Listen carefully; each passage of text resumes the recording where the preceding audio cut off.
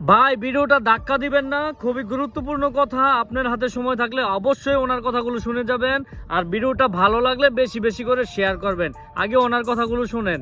এই প্রশাসনের প্রতি আস্থা হারিয়ে ফেলছি, কারণ শিক্ষার্থীরা বারবার নির্বাচন পেছানোর যে অপরাজনীতি, এইটা দেখে দেখে ৩৫ বছর ধরে বিরক্ত।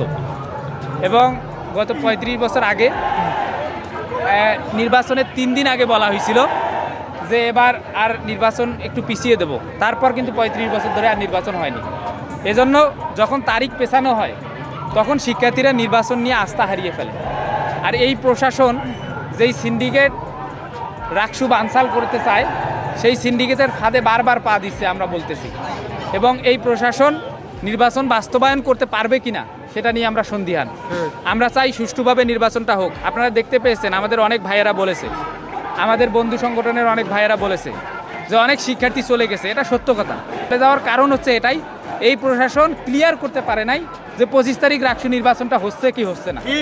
এই প্রশাসন যদি ক্লিয়ার করতে, হ্যাঁ 25 তারিখে আমরা রাকসু নির্বাচন করব, তাহলে শিক্ষার্থীরা কিন্তু আমেজপূর্ণভাবে থাকতো।